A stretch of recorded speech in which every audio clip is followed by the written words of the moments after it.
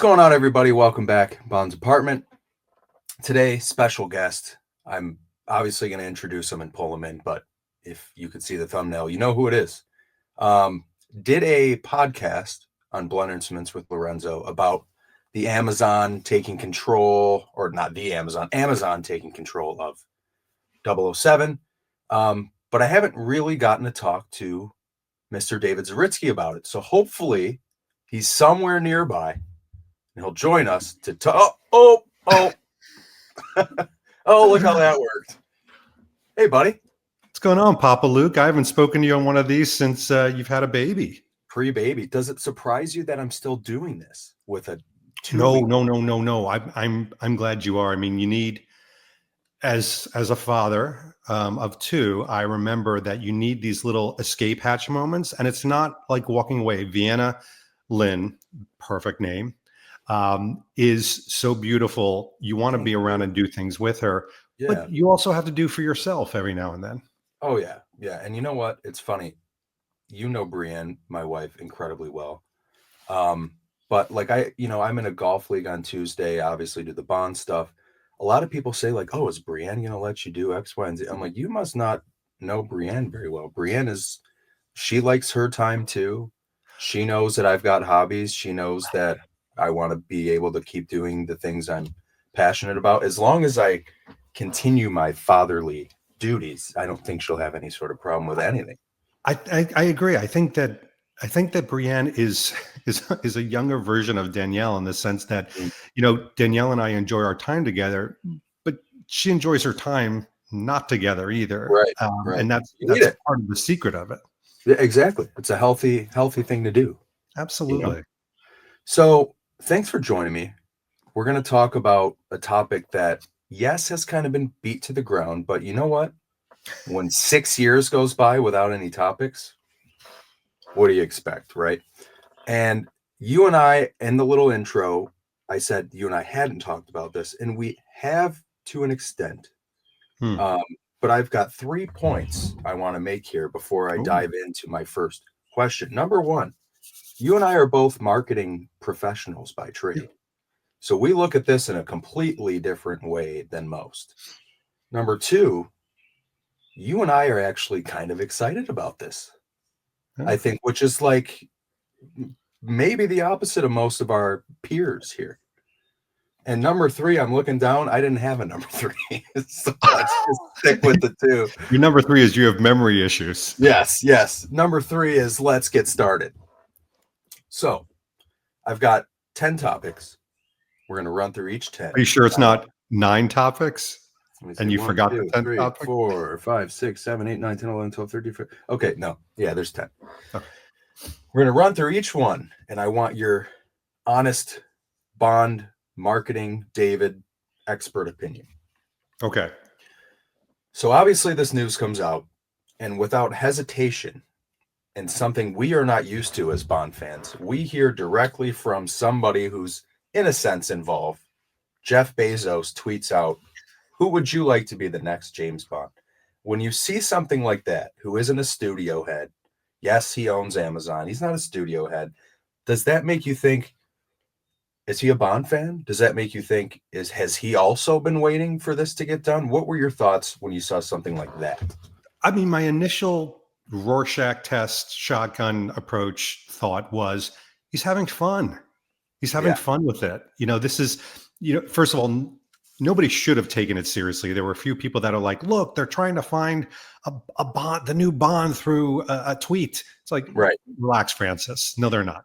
What they're trying to do is they're just trying to have some fun with it. And it gave me, again, more hope that Amazon is maybe going to have a little bit more of a sense of joie de vivre, this whole idea of like just the joy of life and, fun and excitement with this. And he was excited. Amazon, he stepped away from Amazon years ago as the CEO of the company. He's really not involved with any aspect of Amazon, but he's still seen as the head of Amazon. So suddenly James Bond comes in a very dedicated way under his umbrella and quote unquote ownership. He's excited. I mean, you and I would do the same thing. We would tweet something out. And instead of him going, I own it all now, he tweeted that. and Right. people had a lot of fun with it. It was interesting to see that our my boy Henry Cavill swept away with the votes. But my initial reaction was they're having fun. Mm-hmm. What about Mm-hmm. you? So mine was similar. I looked at it as the sense of he's just got to be a Bond fan and he's got to be kind of chomping at the bit. I mean, and this is the thing. We could say it's a cash cow. Do you think he cares about cash No, anymore? There's no way he could ever make more money than he needs. He's done that times a million. So for me, I just thought it was genuinely like this is somebody that actually might have a little bit of a pulse to what is going on with Bond. And he might have a sense that people are kind of like, why is this taking so long? That was my initial thoughts. I just thought I he agree. was, like you said, having fun with it, which you should. It's Yeah. supposed to be fun. It's a game. It's supposed to be fun. But you mentioned Henry Cavill. Oh, Of course, we've talked about Henry Cavill at length many times. We've both done videos on it. We've done videos together on it. yeah. We'll go back to my last, the question that kind of ties to this, but because you mentioned Henry Cavill, I'll bring up Henry Cavill. 2018, 2019, No Time to Die is in the can. So you can start kind of kicking the tires on who should be the next Bond. Here we are, it's 2025. It's already almost first quarter gone. I've already been a dad for 2 weeks. I mean, life has been brought into this world, and we still don't know who the next James Bond is. But has it been so long since the last film was done that somebody like Henry Cavill has aged out of this part?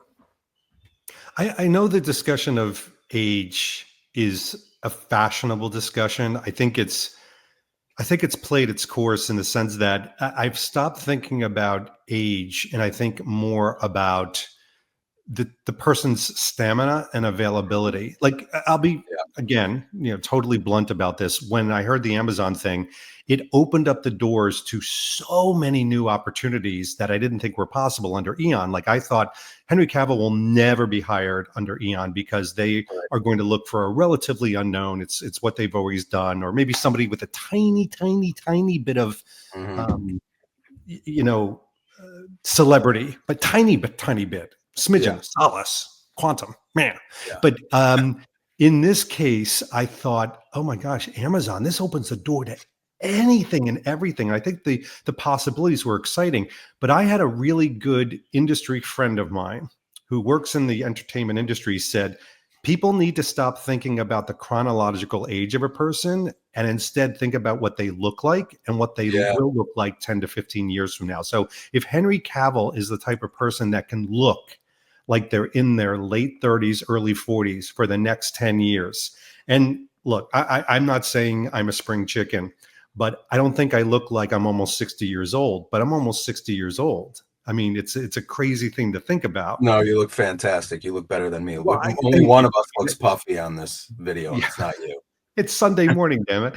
But literally, that could change at any moment. But Henry Cavill, I've stopped thinking, oh, the guy's 41, he's too old, and more Mhm. of like, how does he look? Yeah. Like, does he look like he could still rip a person apart through the spine first? I think so. Do women still swoon over him? I mean, people were swooning over Sean Connery in The Untouchables, and he was in his late 60s in that movie. He was Yeah. voted sexiest man alive by People magazine. So I think if you have a charisma and a sexiness, now I will say someone like an Aaron Taylor Johnson may have a leg up on it because he does have that youth and vitality that I don't want to totally dismiss. I don't want to be that guy, but I stopped thinking of age when I think of Bond now. Yeah. It's a great answer. I mean, and somebody like Aaron Taylor Johnson, do you think that Amazon is still looking for that true thespian aspect as well? Are they going to stick with that Daniel Craig kind of moxie with the acting chops? I think they want acting. I would imagine they want acting chops. This is probably going to age very badly. There's something about I saw Aaron Taylor Johnson in Nosferatu. Did you Mhm. see Nosferatu? No, but I need to. I didn't like it. Really? Okay. Everybody loved it, and I'm like, what's wrong with me? But I thought it was just such a broken plot movie. But anyway, it was interesting to look at. But I watched him very carefully, and he's just got this kind of whiny voice. He's kind of Oh, like, yeah, yeah. His voice is very my high pitched. beloved betrothed. And I don't know if it was Yeah, something he was putting on, but he just doesn't have that commanding no, aspect that I look for in Bond. the Theo James, the Theo Oh, James voice Theo James, is stop it. perfect. Yeah, I can't. He is not on this list, and I of questions we've already you and I have Your done a bunch with doppelganger. me. Everybody says Theo James Oh is your God, doppelganger. I wish. My God. Okay, so the Hey, Henry can we wipe Cavill. our noses in this? Yeah, of course you can. Are you saying that We have because the I just windows went like open. this? Don't edit Or you, that out either. hey, for everybody watching, David gave me a pea coat once, and he said, "Just wear this." And then Danielle, his incredible wife, said, "David, here's what's going to happen. Luke is going to keep that jacket because you've got about 1,000 jackets." So my wife and I went into New York City. We were staying with David and Danielle for the weekend, but we went into the city. It got cold. I put my hands in my pocket. What did I find? A One of tissue. those tissues that he just used. So I had him sign it, and it's up for auction. So if you stay That's and right. watch On the end of eBay the right video, now. yeah, I will send the link. Okay, so you're looking at the Henry Cavill thing in a very fashion forward way. And I will say I agree with you completely. He is somebody that without a doubt, 15 years from now, I think will look exactly the same. I Yeah. really do. The guy does not age. He takes incredible care of his body. He's just incredible. Now, with that said, a lot of I've kind of discussed this with others. I mentioned it in the Henry Cavill question, that time gap between No Time to Die and now, or just even being finished, or even knowing this is Daniel Craig's last movie. In the background, should we be looking for a new actor? X, Y, and Z. With all that time that went by, do people have the right to be irritated with Eon? Do they, there's questions of, Amazon will probably hit the ground running and just start making movies, and whether they're good Yeah. or bad, we're getting movies. Do we have the right to be kind of irritated that did they lollygag? Did they lose interest? Any thoughts on that? I mean, because like I said, Yeah. even with the Henry Cavill thing, maybe actors, maybe not somebody like him, but some may have aged out. A lot of time went by and nothing was done. How do you feel about that? I think people have the right to feel however they want to feel, but I will say this. I'll say if you're frustrated with Eon or irritated Eon, it's probably misplaced Mm, because we don't know what has transpired. I sure. hear so many different things behind the scenes. Uh, And one of the things that I hear is that they wanted to make a movie as soon as possible, but there's been a lot of grizzle in between. Not all of it Amazon, but maybe some of it Amazon. If we have, let's remember that Amazon didn't have creative rights Yeah. before very recently, but there could have been conversations around, how this was going to be distributed or what the creative output was going to be. So I'm hard pressed to be frustrated with Eon. I think I was more frustrated with the whole situation. Like I'm frustrated that so much time has gone by, but I'm, I guess, adult enough to not place it on somebody's shoulders if I don't know the Sure. truth.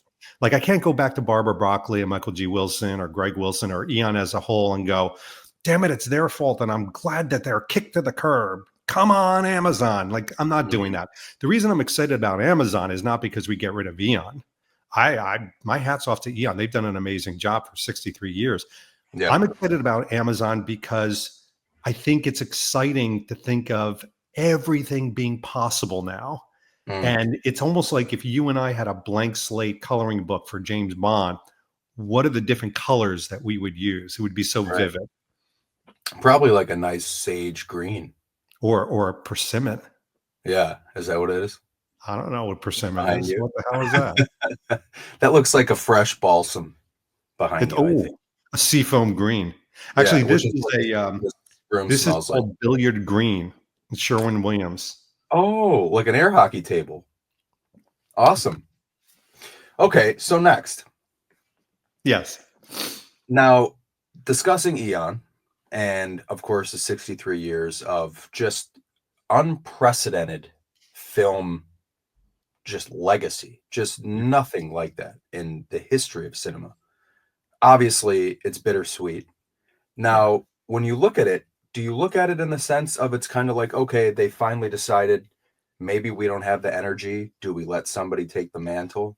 Or do you think that if Eon held on to it, that we would have gotten just infinite films like we've been getting? Do you think this is kind of like a passing the torch, or and passing the torch and kind of saving it from just letting Bond, no pun intended, die? That is a fantastic question, even the way you put it, Luke. Thank you. Because I've done a lot of thinking around this, and I probably have changed in as little as 2 months since Mm, this news broke. I think when I first thought, I was like, okay, you know what? Eon doesn't wake up in the morning as passionate about James Bond as they used to, or at least about who the character is. I used to call it sensibilities to people when I was talking to like Jack Carr. We were talking about, Eon, their view of politics and life and Hollywood and sure. who and what a hero is has probably changed undeniably in those 63 years. And Yeah. because of that, we may be hard pressed to get the purest version of James Bond, which is either bad or good. You discern the difference.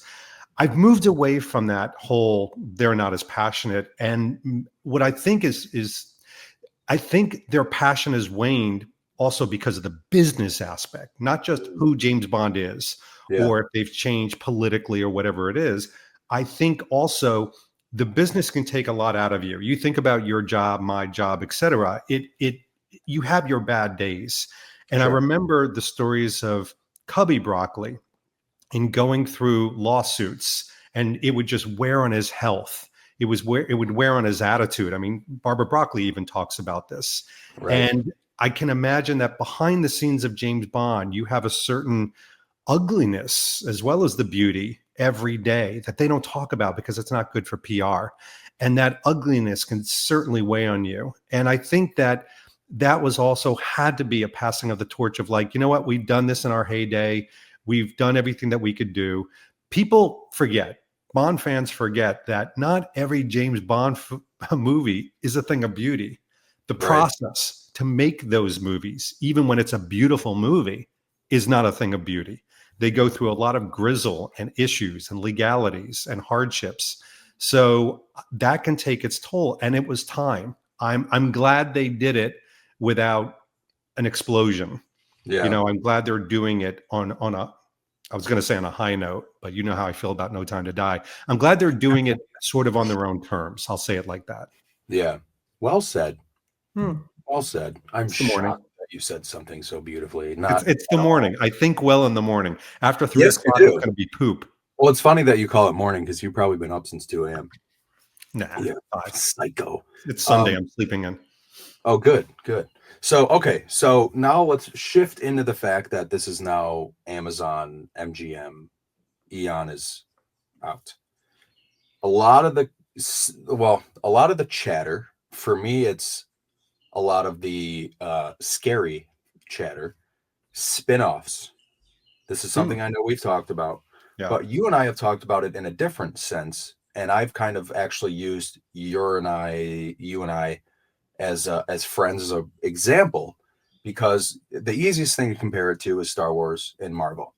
There is so much between these two. Marvel is even more oversaturated than Star Wars, but I think there's a difference with those two versus Bond, and I don't think the universe is as expansive. I mean, it's not a created universe. Bond lives in the real world. There's no extraterrestrial stuff. There's all these different things that you can do with Star Yeah. Wars and Marvel that the imagination is endless. So something like a spin-off, what is your idea and take on something like that, knowing that most likely it's really difficult to oversaturate it like something like Star Wars or Marvel? Um, it's interesting. I think there's a way to do it right, and the way to do it right is to paint the complexities of the world of Bond Mm, versus Bond through a series. And what I mean by that is still have James Bond exist as tentpole cinematic movies every 2 years, for example. Take your time, make it like a movie, have it come out as a movie, theatrical release. In between that, you can color in between the lines and make a more vividly expressive world of James Bond. For example, you could have an entire series around the training and I'll call it the recruitment of double O's. These are Mm, people in their late 20s, early 30s who are brought in from different factions, orphans, brought into the double O's, and they're trained and they know about James Bond. Maybe they even talk about James Bond as like, yeah, that's what I want to be when I grow up. But it's not like the young X-Men series, but it's a younger version of the double O's getting into certain early missions and adventures. And I think it could be so exciting to see that and do that. You could make it very yeah, serious, but a little tongue in cheek. I think that's a great spinoff. Doing a Moneypenny spinoff, The Adventures of Moneypenny or The Adventures of Q, not so no, much. I think no, that's a bridge too far. But somebody had said to me the other day, and I didn't hate it. What if you had an exploration of some of the past characters and you set them in the times? For example, a Blofeld series about Blofeld becoming who he is, mm. the evil maniacal person, but you set it in the 60s. So Like you on the almost make ski like, trip, starting yeah, off. yeah, on a ski trip. It's a 7-part ski trip, but it's all about how he becomes part of this underworld. Or Doctor No, can you imagine Sure. that? Like how he got his hands and things like that, and Yeah. became part of the underworld, which is written in the Fleming book. So you could take all the source material from the Fleming books. He always talks about the origin, not so much of James Bond, but of the bad guys. So Yeah. each season, you could focus on Dr. No, you could focus on Blofeld, you could focus on Mr. Big. Like, how did they get their rise? And it becomes almost like the Penguin. The Yeah. Penguin is Yeah. super, super popular right now, and it's so It's well done. fantastic. Yeah. So there you go, 2 series, young double O's and how they get recruited and the bad guys. And you haven't even really touched the Scooby-Doo gang. And I think you could do that very successfully, and Bond fans would love it.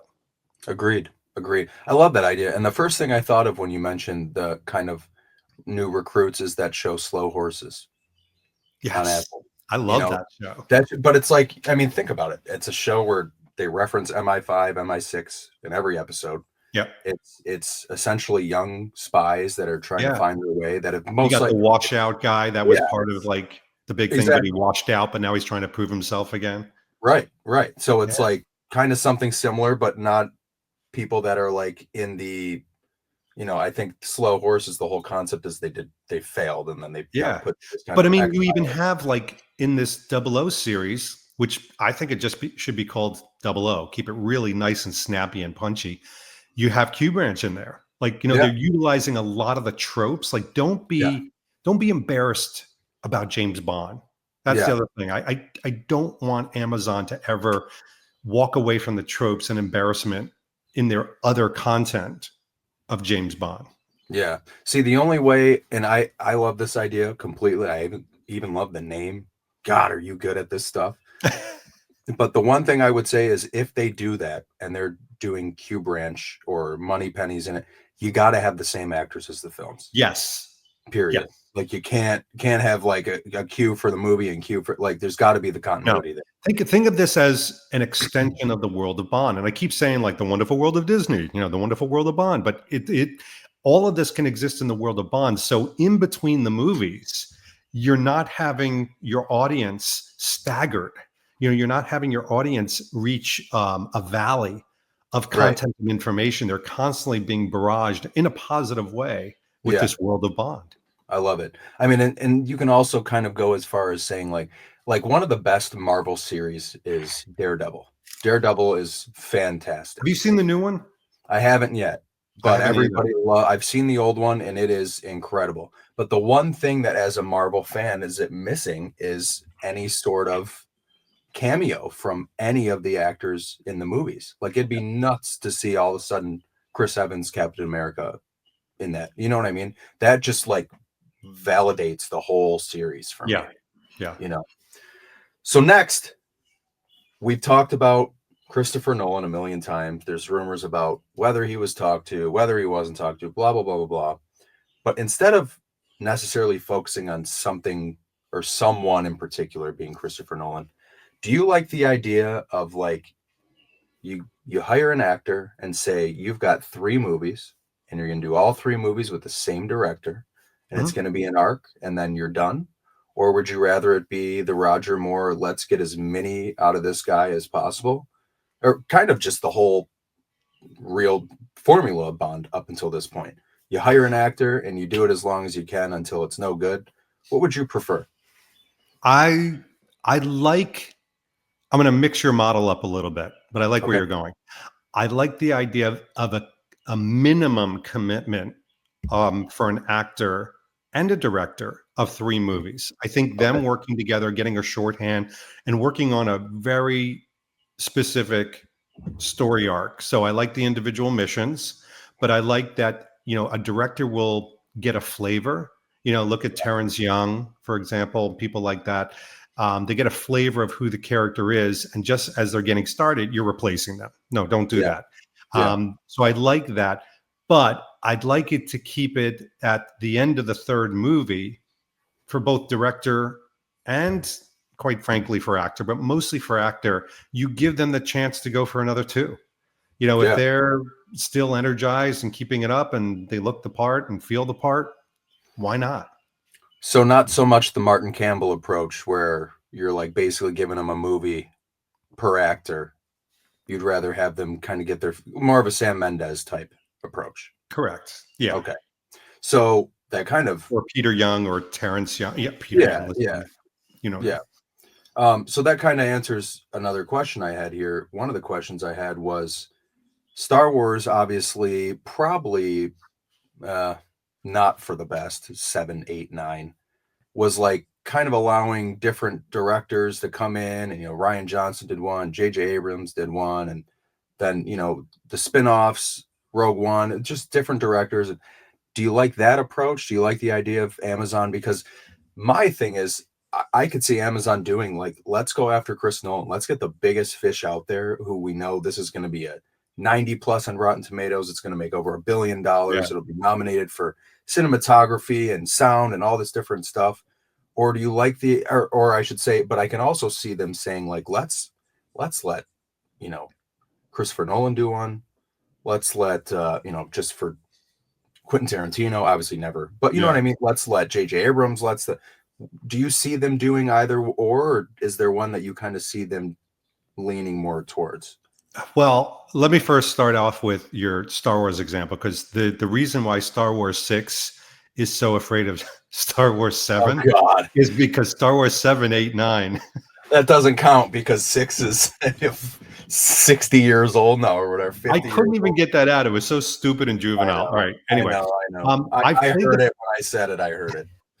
I've played the fantasy game of James Bond directors, in that how cool would it be if you had the top directors, and hear me out when I say this, almost like guest star as a director for Hmm. each consecutive Bond film. So the first one out of the gate with Amazon is a Nolan movie. It would be like an Oppenheimer. Like, people far and wide, even if they don't know who James Bond is, they'd come to Yeah, see the new Nolan movie. Like, yeah, Nolan would be the star. So you wouldn't even have to get like a well-known actor to get butts and seats. hmm, You could get whoever Nolan wanted, because people would come to see a Nolan movie. And then can you imagine if you had Spielberg do the next James Bond movie after that? And then, like you said, you had a Quentin Tarantino movie, or you had, name some of the hottest directors. So only, like, in other words, the directors were the stars of the film, not yeah, the stars. yeah, That to me would be so intriguing. But I keep falling back on, that would be the marketer in me. That would be the business person in me. The yeah, James Bond fan in me wants consistency, yeah. wants There'd a be no Nolan to be continuity there there. for three No. films. Yeah. Yeah, And yeah, then if a Spielberg or somebody like that would want to come in, they do two films. I think of like Erwin Kershner for Empire Strikes Back. mm, Can you imagine what Return of the Jedi would have been if Erwin Kershner directed that? yeah, It probably would have been amazing. yeah, So again, and it was. I still love it. Stupid yep, Ewoks, but that's the fantasy game that I play. So I would rather have consistency over variety. yeah. I agree with that. I think, like I said, there'd be no continuity because I just, that would be like a cinephile's dream and it would just be like a Yeah. cinematic showcase. But, I just picture like Nolan. I mean, Nolan, like Interstellar is a very specific, like, or even Oppenheimer, like, without anybody telling you who directed this film. And then say you got like a Scorsese Bond film, like it'd be incredible, but it would be the tone, every aspect of it would be completely different. So now Yeah. you're thinking if Or you've got Francis the Ford same actor, Coppola. Francis yeah, Ford Coppola Bond. yeah, just like getting killed at the causeway and stuff.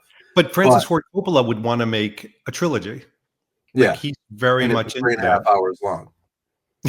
It'd be an epic. Yeah, I mean, but you know what though? There's so many good directors coming out now. Like did you watch The Brutalist with Adrian Brody?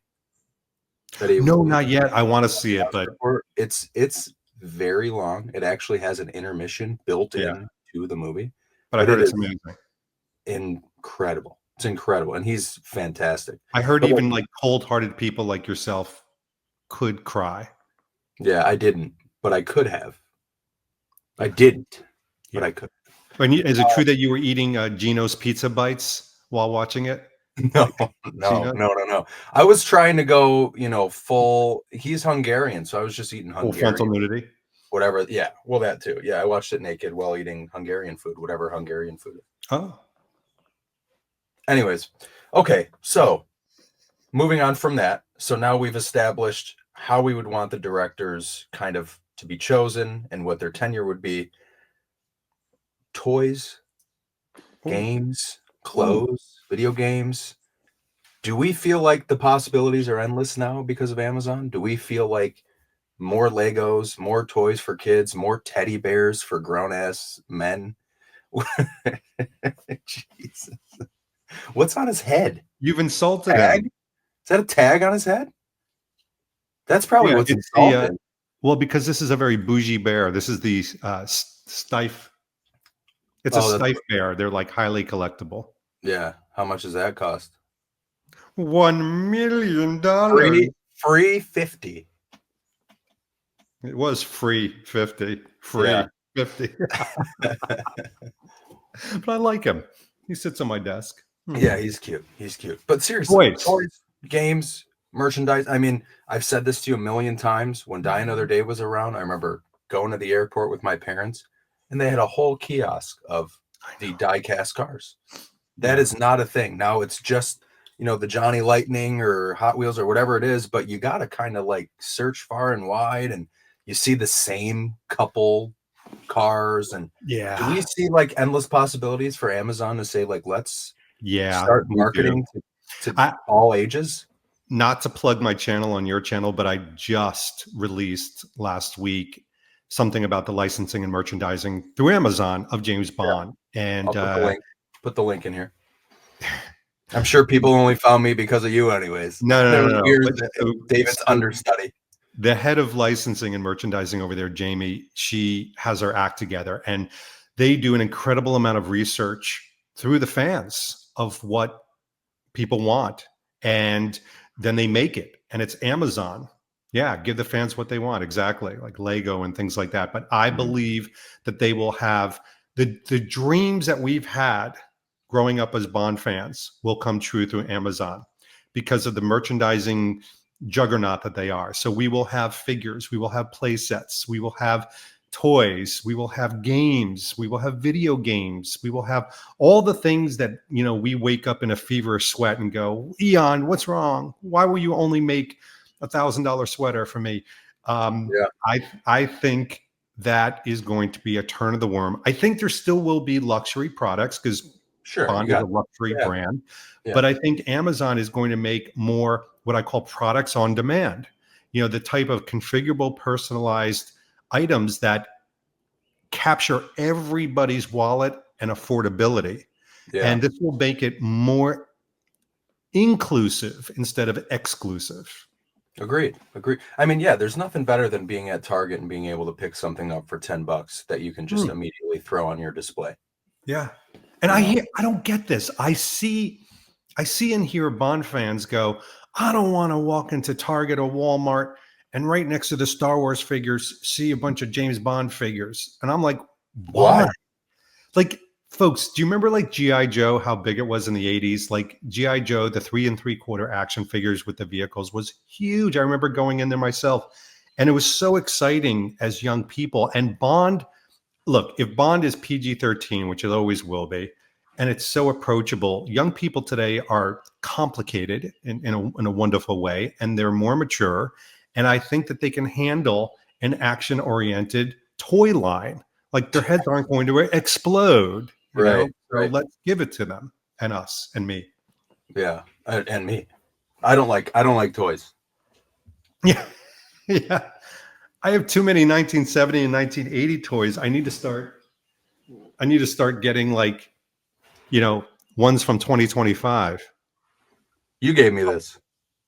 Did I really? Oh yeah. That's hilarious. You can't tell from here, but I got all my Star Wars is like on this. I mean, there's Star Wars stuff here, of course, but all on this top shelf. Yeah. Anyway, that'll be It's part like two. it's like boys with toys. Yeah, exactly. Exactly. Okay, so obviously with toys, games, merchandising, we discussed, you mentioned luxury brands, existing brands, your Aston Martin, Oh. your Omega, do they stick around? And even if they've got contractual obligations, are those contracts renewed? Like, does Hmm. Amazon embrace, don't get me started with Omega and the history and blah, blah, blah. Oh my God, I've gotten enough shit for that. But at this point, you're talking a 20 plus year history with Yeah. this franchise. Do they renew with Omega? Do they try to go to Rolex or somebody else? Aston Martin, the entirety of the film franchise. Do they stay around? What are your thoughts on that? I my I have a wish, and it may not be reality, but my wish is they do stay around. I think that some of the brands are part of the tropes and the identity of who James Bond is. Aston Sure. Martin, for example. I don't know if they will. I have heard through pretty dang good sources that the existing contracts will be honored. So, for example, if Omega has a contract for the next two Bond movies, then they are the watch brand. Or, as you can imagine, if they're not, if that isn't in place, they're going to try really hard. Yeah. Rolex is not that type of group to do that. They're not about the movies, and No. they've changed their attitude pretty significantly in the last decade to not cater to that type of a world. Omega does. So Hmm. I think that Omega is safe. Aston Martin, I don't know. I don't know if they would gravitate to a different line of cars or maybe even create their own. Who knows? I mean, really, Right. that's just such fertile ground. And then when it comes to clothing, I've heard from some of the brands now that there's the Amazon uh, takeover, if you will, that they're extremely nervous, like mid-sized to smaller brands. But I still lean back to the fact that you're still going to have a costume designer who goes out there and looks at fashion labels, big and small. But I do think that Amazon will have a hand in this. And I've said this to others. I mean, Amazon may come out with their own line of Bond clothing. They could. Yeah. Anything's possible. Their own jackets, their own suits, etc.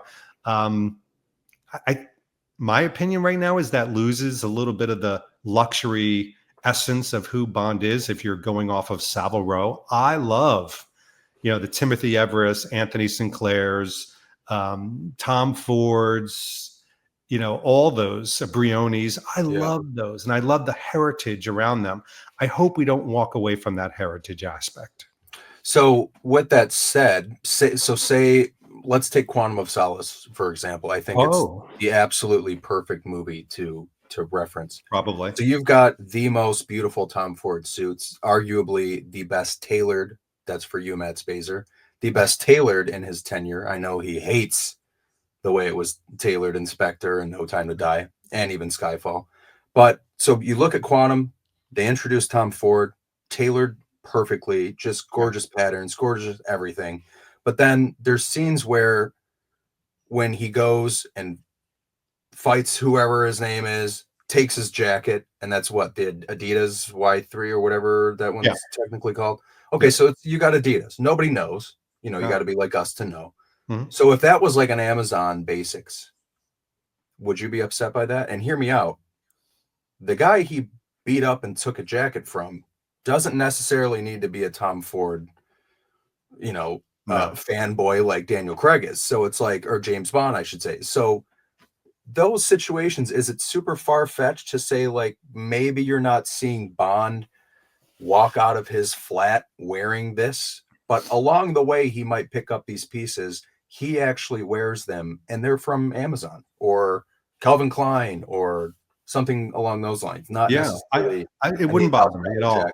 Okay, Not a smidgen. In fact, there is an advantage if you have, let's say, Bond's casual clothes are Amazon basics or a new line. I could see them doing a new line, like a Bond double O line, the double O line or whatever.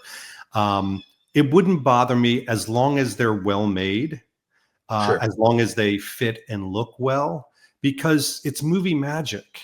I mean, it yeah, really is movie magic. It's there's never a moment in any James Bond film where he looks at the screen and goes, I'm wearing Brioni. It's only when I think Vesper says, the Omega Rolex, thing that yeah, it's his watch. But from an availability standpoint, if somebody who doesn't make a lot of money can go on to Amazon Basics or Amazon Double O, whatever you want to call it, and purchase a jacket for a reasonable amount, and it's the correct jacket, and it's the same jacket he wears in the film, and that yeah, person wears it out in the wild, and it's inclusive now. Like, it's not a Tom Ford jacket that costs $2,800. And it's that feeling of, I've captured the Bond lifestyle in an authentic way. yeah. I'm here for it. Like, I would rather me sacrifice my, I love walking into Tom Ford and getting champagne moment, to having a wider audience have availability to the Bond lifestyle.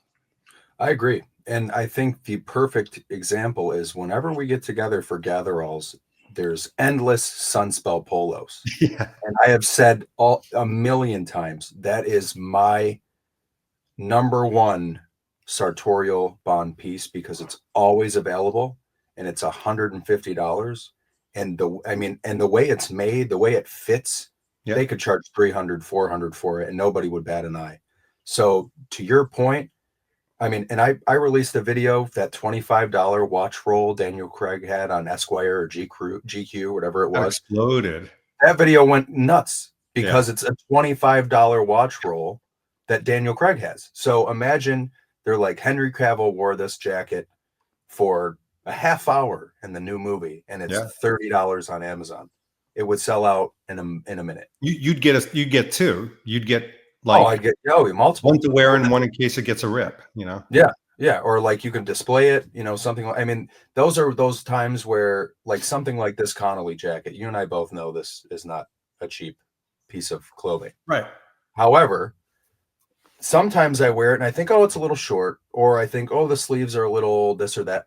And I think, well, the only way I ever could have tried this on outside of being at your home is essentially flying to the UK. Yeah. So for me, it's like when I'm ordering this online, I better be damn sure that I've checked every measurement, because then you're Great talking, point. yeah, if I get it now, there's a $600, $700 transaction. I have to then ship it back. And here and there, this is like a 2-3 month ordeal, waiting for a refund, then buying it again. These are things like, yeah, you can go on Amazon and be like, oh, buy medium and large. And whichever one I don't like, I'll ship it back. It's like Zappos of clothing. Yeah, exactly. Luke, you're hitting upon something really interesting that not a lot of people have talked about. It could be its own video, quite frankly. We know, you and I know firsthand, that the Bond lifestyle has brought in an incredibly huge audience to the world of the James Bond community, beyond literary, beyond the movie even, because people can live it in their everyday life. And it's brought in multiple genders, multiple ages, all different age groups. I could see Amazon doing this right and it tripling in size. Oh, yeah. However big the Bond lifestyle world is, it's going to triple in size. And the only reason why my channel does as well as it does is because I focus on the Bond lifestyle. That's it. It's not because my book reviews are better or my card reviews or anything like that, or video games. You've done book reviews? Yeah, well, who knew? But I think that they could really open the doors and attract a monstrous audience if they do the merchandising and productization correctly. I agree. And another thing too, it doesn't have to be, I mentioned an Amazon Basics because I am just thinking of like a hair or like a Harrington jacket or just something very simple, something you could probably get at many stores.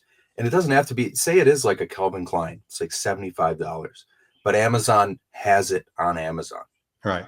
And then you get wind of it or someone gets and then make a video, it would go nuts, and then that would become the new Sunspell polo. In my opinion, it would be everywhere. The RGT did the same. So a lot of the RGT, Yeah. these things that are incredibly well made, well priced, accessible, that makes it a lot easier, I Agreed. think. Final question for you, my friend, Ooh. although I could keep you on here forever. This is the question I kind of prefaced before. I didn't tell you the question, but I think it's a good question, and I'm going to try to ask it properly. Okay. But now that we have officially moved on from Eon and it's Amazon, and there's a lot of negative thoughts, there's some positive, this, that, series, spinoff, new actor, all this stuff aside, what is it that Amazon can do that either Eon wouldn't do or could not do that nobody could argue with, if that makes any sense? So I'm saying, no matter, like, Amazon now has control and they Yeah. have the ability to do X, Y, and Z, and nobody, whether you like Amazon or you like Eon, nobody could bitch about, because it's just something that like the bigger fish could only do. All right. I'll start from a business standpoint, and then I'll transverse to the world of marketing and Okay. things like that you and I are fond of. Number one, from a business standpoint, they're going to be self-funding. Like, they're not going to have to look for taxation. They're not going to have to look for sponsorship. They're not going Hmm. to have to look at all those other things. And, you could argue and say, well, hold on, did Eon really need to do that? They have coffers filled with gold, but that's whether they had to or not. That is how they did it. Right. They did it through tax breaks and location breaks. I mean, they filmed in certain locations Product because placement. they received sort of kickbacks and Yeah. funding, through that. Same with sponsorships. Some of their sponsorships funded many of what they did. Amazon doesn't need to do that. Amazon has Amazon money, so they can really self-fund themselves. The other thing is they can build their own studios. Mhm. There is no Eon studio. They would use Pinewood or Shepperton or one of these other ones. Amazon can build and has built their own studios. Again, that self-funding aspect. But the biggest one, and I'm trying to stay away from the cliches of the type of actor they could hire and things like that. Sure. The biggest one that I think is the most interesting is because Amazon is first and foremost an engagement company, that whether it's engagement of products and shipping or engagements with content, the dreaded word, they can create moments, not in the movie theater. There won't be pop-up ads in the movie theater, but if you're streaming, Amazon has the type of technology and innovation, the type of engine that can actually immerse the viewer into the show or Hmm. into a purchase or into a product better than anybody else. And let's say you love a jacket that one of the double O's is wearing, or there's a gadget they're using, or a pen they're writing with. Something might pop up on your phone separately from the screen you're watching on because you're two screening it. And Yeah. it says, do you want to purchase the pen that Doug, the double O, is using? And you could click it. And tomorrow Dougie D. morning, yeah, Doug, tomorrow morning, you're going to work in Michigan with Doug's pen. Yeah. Eon can't do that. They don't No. have the infrastructure, the engine, or the want Yeah. to have that type of aspect. And the last one I'll serve up, and I'm going to get a little shade for this, but I'm just going to say it based on experience, is Amazon will embrace the fan like Eon never could nor would. Yeah. And I'm not saying Eon wasn't fan oriented in some respects, but Amazon has an entire department and process to engage the fan in a very authentic and immersive way Mhm. I need to be careful. Like just stopping short of like saying that they are everything when it comes to fandom, but they do it right. Right. And I think that they're going to have conventions. I think they're going to have fans a part of the filming, a part of the engagements with the actors. I think that they're going to Premieres. pull the fans in a way that we have never seen in the world of James Bond, and Eon would never do that. I agree. I agree. You know, I think the best thing that Eon has done from a marketing standpoint was everything surrounding Skyfall. Mm, That was the biggest. I mean, the Olympics. I've heard like London was just Skyfalled out all over the place. yeah, But I yeah, think Amazon would do that with every film, and they would do it really well. And I think agree. that's something that Eon just didn't really have much interest in. I agree. All right, thanks. No, David, Goodbye. always a pleasure. Always a pleasure, my friend. Thank you for doing that with me. This was fun. Um, Thank you for having Thank me. you. Yeah. Did I ask some questions that were like a little not You're the typical? Or? amazing. Very introspective, very intelligent. Thank you very much. I hope this doesn't sound terrible, but as you can see, this is the thumbnail. David's torso, my torso, wearing all David's clothes, all the Bond guys, Amazon. Thank you, everybody, for watching. David, thank you again, my friend. Thank you, Luke. See you guys.